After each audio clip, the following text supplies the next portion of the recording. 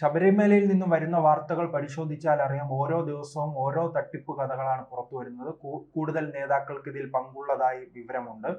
ഇനി അന്വേഷണം കടകംപള്ളിയിൽ മാത്രം ചുരുക്കണമോ, തന്ത്രി കുടുംബത്തിലേക്കും വർദ്ധിപ്പിക്കണമോ? അല്ല, ഇത് നമ്മൾ ആദ്യമേ പറയുന്ന ഒരു കാര്യമാണ്. ഈ പാളിയിലും ദ്വാരപാല വിഗ്രഹത്തിലൊന്നും ഇത് നിൽക്കത്തില്ല എന്നുള്ള കാര്യം. ശബരിമലയിലെ ഇതുവരെയും അന്വേഷണ സംഘം മുന്നോട്ട് പോകാത്തതിന് കാരണം ശബരിമലയിൽ ഇതുവരെയുള്ള മേൽശാന്തിമാർ, യഥാർത്ഥത്തിൽ അതിൻ്റെ ഉത്തരവാദിത്വം ഈ മേൽശാന്തിമാർക്കായിരുന്നു. മേൽശാന്തിമാർ അറിയാതെ ഇതൊന്നും നടക്കത്തില്ല. ഇത്രയും കാലങ്ങളിൽ 2019 തൊട്ടുള്ള മേൽശാന്തിമാരിൽ ഒരാളെങ്കിലും വിളിച്ചിട്ട് SIT വിവരങ്ങൾ അന്വേഷിച്ച്, ഇപ്പം നമ്മുടെ CPM സെക്രട്ടറിയുടെ ഭാഷയിൽ പറഞ്ഞു കഴിഞ്ഞാൽ ചില വിവരങ്ങൾ അറിയാൻ വേണ്ടിയിട്ടെങ്കിലും അവരെ വിളിച്ചു വരുത്താമായിരുന്നു. അപ്പോൾ അദ്ദേഹത്തെ വിളിച്ചപ്പോഴത്തേക്ക്, നമ്മുടെ കടകംപള്ളിയെ വിളിച്ചപ്പോഴത്തേക്ക് പറഞ്ഞത് അദ്ദേഹത്തിൻ്റെ അടുത്ത് ചില വിവരങ്ങൾ ചോദിച്ച് മനസ്സിലാക്കാനുണ്ടായിരുന്നുകൊണ്ട് അങ്ങനെ വിളിപ്പിച്ചത്. രമേശ് ചെന്നിത്തല ചെയ്ത പോലെ ഇന്ത്യയിലുള്ള വിവരങ്ങൾ അങ്ങോട്ട് കൈമാറാൻ വേണ്ടിയിട്ട് പോയതാണ്. അത് പിന്നെ അകത്ത് കിടക്കുന്നവർ ജയിലിലെ സൗകര്യങ്ങൾ എങ്ങനെയുണ്ടെന്ന് മനസ്സിലാക്കാൻ വേണ്ടിയിട്ട് പാർട്ടി അയച്ച പ്രതിനിധികളാണ്. എനിക്കൊന്ന് ഏരിയ കമ്മിറ്റി യോഗവും സ്റ്റേറ്റ് സെക്രട്ടേറിയറ്റ് യോഗവും ഒക്കെ ചിലപ്പോൾ ഉടനെ തന്നെ സെൻട്രൽ ജയിലിനകത്ത് കൂടേണ്ടി വരുമെന്നാണ്. ഇതിനകത്ത് ഇപ്പോൾ കോൺഗ്രസിൻ്റെ നേതാക്കൾ ഇതിനിടയ്ക്ക് അവർ ചോദ്യം ചെയ്യാൻ പോകുന്നുണ്ട്.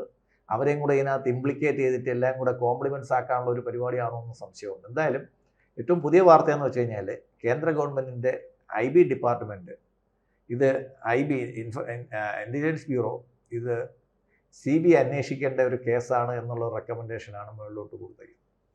ഈ ജനുവരി തന്നെ ഏകദേശം നമ്മുടെ നരേന്ദ്രമോദിജി തിരുവനന്തപുരം സന്ദർശിക്കുന്നുണ്ട്. അദ്ദേഹത്തിൻ്റെ ശ്രദ്ധയിൽ തീർച്ചയായിട്ടും പെടുമെന്നും ഇത് ദേശം കടന്നു പോകേണ്ടി വരുമെന്ന് എനിക്ക് തോന്നുന്നത് ജയശങ്കർ ഇടപെടേണ്ടി വരുമെന്ന ഒരു കാര്യമാണ് തോന്നുന്നത്. കാര്യം ഇന്ത്യക്ക് പുറത്തേക്ക് വിഗ്രഹങ്ങൾ കടത്തിയിട്ടുണ്ടെങ്കിൽ തീർച്ചയായിട്ടും അത് വിദേശകാര്യ മന്ത്രാലയവും അങ്ങനെ ഒരുപാട് കാര്യങ്ങളിലോട്ട് പോകേണ്ട ഒരു അവസരം വന്നിരിക്കുകയാണ്. IBയുടെ റിപ്പോർട്ട് അവർക്ക് വെറുതെ തമസ്കരിക്കാൻ പറ്റത്തില്ല. ജഡ്ജിമാരെ എനിക്ക് തോന്നുന്നു 5-ാം തീയതി അടുത്ത സിറ്റിംഗ് വരുമ്പോഴത്തേക്ക് തീർച്ചയായിട്ടും പുതിയ SITയിൽ പുതിയ ആൾക്കാരെ ചേർക്കാനുള്ള സാധ്യതയുണ്ട്.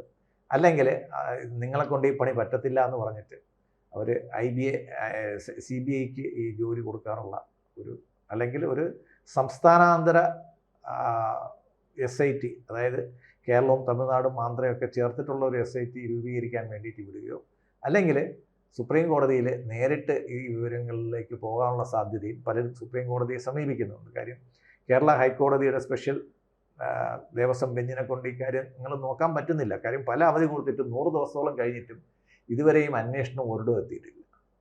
ഒരു കേസന്വേഷണം, പ്രത്യേകിച്ച് ഒരു മോഷണത്തിൻ്റെ കേസന്വേഷണം ആകുമ്പോഴത്തേക്ക് ആദ്യം വരേണ്ടത് തൊണ്ടി മുതലാണ്.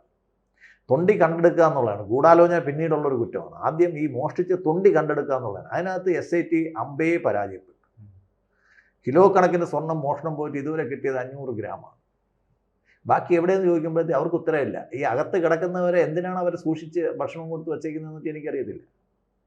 അവരിൽ നിന്ന് ഈ വിവരങ്ങൾ എക്സ്ട്രാക്ട് ചെയ്യാനാണ് പല പ്രാവശ്യം അവർക്ക് അന്വേഷണ കോടതികൾ അവർക്ക് സമയം നീട്ടി നൽകിയത്, അവർ റിമാൻഡ് നീട്ടി നൽകിയത്. അല്ലാതെ അവർക്ക് സുഖഭക്ഷണം ഒരുക്കാൻ വേണ്ടിയിട്ടല്ലായിരുന്നു. അപ്പോൾ അവരിൽ നിന്ന് പുതിയ വിവരങ്ങൾ അവരിൽ നിന്ന് നേടാൻ സാധിക്കുന്നില്ലെങ്കിൽ പോളിഗ്രാഫ് ടെസ്റ്റ് പോലെയുള്ള മറ്റ് ടെസ്റ്റുകളിലോട്ട് അവരെ നടത്തി ശാസ്ത്രീയമായിട്ട് അവരിൽ നിന്നും കൂടുതൽ വിവരങ്ങൾ കണ്ടെത്താൻ കഴിയേണ്ടതായിരുന്നു. അതിന് ഈ അന്വേഷണ സംഘത്തെ കൊണ്ട് നടക്കില്ല എന്നുള്ള കാര്യം ഇപ്പോൾ എല്ലാവർക്കും ബോധ്യമായി.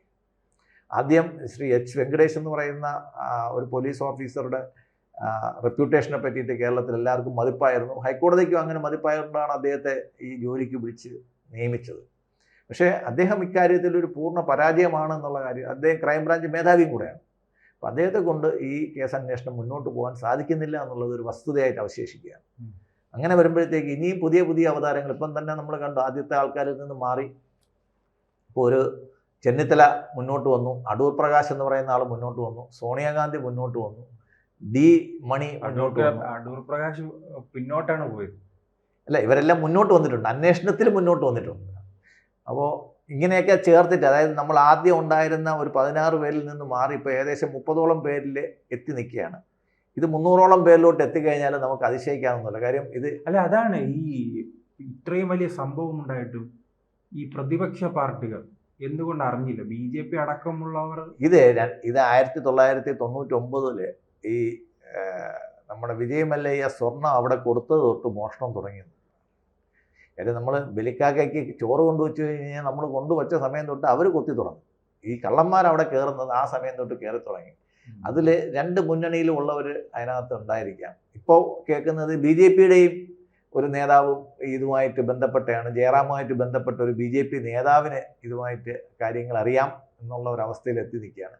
എന്തായാലും ശ്രീ രാജീവ് ചന്ദ്രശേഖരൻ്റെ ഹർജി ഹൈക്കോടതിയിൽ പോയിട്ടുണ്ട്. പക്ഷേ മറ്റ് പാർട്ടി നേതാക്കളാരും ഇത് അതാണ് ഈ BJP നേതാവിന്റെ പേര് ഉയർന്നു കേൾക്കുകയാണല്ലോ. അതെ, പക്ഷേ രാജീവ് ചന്ദ്രശേഖർ അല്ലാതെ വേറെ BJPയുടെ നേതാക്കളാരും ഈ കാര്യങ്ങളുമായിട്ട് മുന്നോട്ട് വരുന്നില്ല എന്നുള്ളതാണ് വലിയ ഒരു രസം എന്നുള്ള കാര്യം. അതുകൊണ്ട് യുവതീ പ്രവേശന സമയത്ത് എന്താ പറയുന്ന ഇരുമുടിക്കെട്ടൊക്കെ തലയിൽ വലിച്ചെറിഞ്ഞ് ഒരുപാട് ഷോ കാണിച്ച് ഒരുപാട് ആൾക്കാരൊക്കെ ഉണ്ട്. അവരാരും ഇപ്പോൾ മിണ്ടുന്നില്ല എന്നുള്ളതാണ്. ഇത്തരം കാര്യങ്ങളെ പറ്റിയിട്ട് പറഞ്ഞിട്ടേ ഇല്ല. അപ്പോൾ ശോഭാ സുരേന്ദ്രൻ പറയാനുണ്ടായിട്ടുണ്ട് ഇത്തരം കാര്യങ്ങൾ. അവരൊക്കെയാണ് പാർട്ടിയുടെ തീപ്പൊരി നേതാക്കൾ. ശോഭാ സുരേന്ദ്രൻ ഇതിനെ പറ്റിയിട്ട്, ശബരിമലയിലെ കൊള്ളയെ പറ്റിയിട്ട് വലുതായിട്ടൊന്നും പറഞ്ഞ് ഞാൻ കേട്ടിട്ടില്ല. സുരേന്ദ്രൻ പറഞ്ഞത് കേട്ടിട്ടില്ല. BJPയുടെ പല പ്രമുഖ നേതാക്കളും പറയേണ്ടതായിട്ടുണ്ട്. അവരാരും ഒന്നും പറഞ്ഞിട്ടില്ല. ആകെ നടന്നിട്ടുള്ളത് ശ്രീ രാജീവ് ചന്ദ്രശേഖരൻ്റെ പേരിൽ ഒരു ഹർജി ഹൈക്കോടതിയിൽ പോയിട്ടുണ്ട്. ആകെ നടന്നിട്ടുള്ളത് ഈ ഒരു കാര്യമാണ്. അത് രസമെന്ന് വെച്ച് കഴിഞ്ഞാൽ ഈ 5 വർഷത്തിനിടയ്ക്ക് അല്ല, ഈ 10 വർഷത്തിനിടയ്ക്ക് ആകെ BJP ഈ ഗവൺമെൻറ്റിനെതിരായിട്ട് ഒരു ഹർജി ഫയൽ ചെയ്യുന്നത് ഈ ഒരു കേസിൽ മാത്രമാണ്. ബാക്കി ഒരൊറ്റ കേസിലും കക്ഷി ചേരുകയോ അല്ലെങ്കിൽ ഹർജി ഫയൽ ചെയ്യുകയോ ഒന്നും ചെയ്തിട്ടില്ല. അപ്പോൾ ഈ 3 മുന്നണിക്കാരും അയ്യപ്പൻ്റെ കാര്യത്തിൽ ഈ മൂന്ന് മുന്നണിക്കാരും അപ്പുറത്താണ്, SITയും അപ്പുറത്താണ്.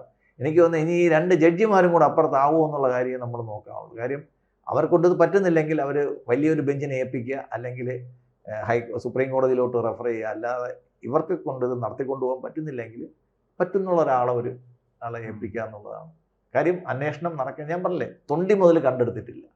ഈ ആദ്യമായിട്ട് പീഡം കണ്ടെടുത്ത ഈ ഉണ്ണികൃഷ്ണൻ പോറ്റിയുടെ സഹോദരി ഇതുവരെ കക്ഷി ചേർത്തിട്ടില്ല. അവിടുന്ന് തൊണ്ടി മുതൽ കണ്ടെടുത്ത സ്ഥലമാണ്. അവിടുന്ന് ആ തൊണ്ടി മുതൽ സൂക്ഷിച്ചിരുന്ന ആൾ, അല്ലെങ്കിൽ മോഷണം മുതൽ സൂക്ഷിച്ചിരുന്ന ആൾ കുറ്റവാളിയാണ്. അവരെന്തുകൊണ്ട് അറസ്റ്റ് ചെയ്യുന്നില്ല? ഇത് എലിമെന്ററി ആയിട്ടുള്ള ക്വസ്റ്റ്യൻ ആണ്. ഇത്രയും S. വെങ്കടേഷ് സാറിനെ പോലുള്ളൊരു വലിയൊരാളെടുത്ത് ചേട്ടനാണോ എന്നറിയില്ല, ഇവിടെ മുൻപ് ചർച്ചയിൽ വന്ന ഒരാൾ ഇത്തരത്തിൽ സൂചിപ്പിച്ചിരുന്നു. ഈ പാട്ടെഴുതുന്നതും ഇത് വലിയ രീതിയിൽ ചർച്ചയാക്കുന്നത് ഇപ്പോൾ മുസ്ലിം ലീഗാണ്. അത് പിന്നെ വാവരും അയ്യപ്പനും തമ്മിലുള്ള ഒരു ബന്ധമായിരിക്കാം. ബാക്കി വേറെ ആരും ഇതിനകത്ത് ഇടപെടുന്നില്ല. BJP ഇടപെടുന്നില്ല, ഒരു പാർട്ടിക്കാരും ഇടപെടുന്നില്ല. ഞാൻ പറഞ്ഞില്ല, അയ്യപ്പൻ മൈനർ ആയതുകൊണ്ട് അയ്യപ്പൻ്റെ രക്ഷ നോക്കേണ്ടത് ഇനി വേറെ ആരെങ്കിലുമാണ്. ഈ പാർട്ടികളാരും ഏൽക്കുന്നില്ല. അതുകൊണ്ട് നമ്മളപ്പോലുള്ള സോഷ്യൽ മീഡിയയിൽ ഉയർന്നു വരുന്നുണ്ട് ഒരുപാട് കാര്യങ്ങൾ. പിന്നെ ഓരോരോ ദിവസം പുതിയ പുതിയ കാര്യങ്ങൾ. ഇപ്പോൾ IBയെ കൊണ്ട് ഇങ്ങനെ ഒരു ചിന്ത തോന്നിപ്പിച്ചത് ഒരു വലിയ കാര്യമാണ്. നമുക്ക് മനസ്സിലാക്കുന്നത് മിലിറ്ററി ഇൻ്റലിജൻസും ഇതിനെ പറ്റിയിട്ട് ഗവൺമെൻറ്റിലോട്ട് റിപ്പോർട്ട് കൊടുത്തിട്ടുണ്ടെന്നാണ് മനസ്സിലാക്കുന്നത്. മറ്റു പല ഏജൻസികളും അന്വേഷിക്കുന്നത്. ഇപ്പം നിങ്ങൾ ഓർക്കുകയാണെങ്കിൽ പണ്ട് ശബരിനാഥിൻ്റെ കേസ് മിലിറ്ററി ഇൻ്റലിജൻസിൽ നിന്നാണ് അന്വേഷണത്തിലോട്ട് പോയത്. അല്ല, നമ്മുടെ സ്റ്റേറ്റ് പോലീസൊന്നും അറിഞ്ഞിട്ടില്ല. ഇപ്പോൾ പോപ്പുലർ ഫ്രണ്ടിൻ്റെ കാര്യങ്ങളായാലും നമ്മുടെ സ്റ്റേറ്റ് പോലീസൊന്നും അറിഞ്ഞിട്ടില്ല. അപ്പം സ്റ്റേറ്റ് പോലീസ് ഒന്നും അറിയാറുമില്ല. സ്റ്റേറ്റ് പോലീസിൽ നിന്ന് ഇതിൽ കൂടുതലൊന്നും നമ്മൾ പ്രതീക്ഷിക്കുകയും വേണ്ട.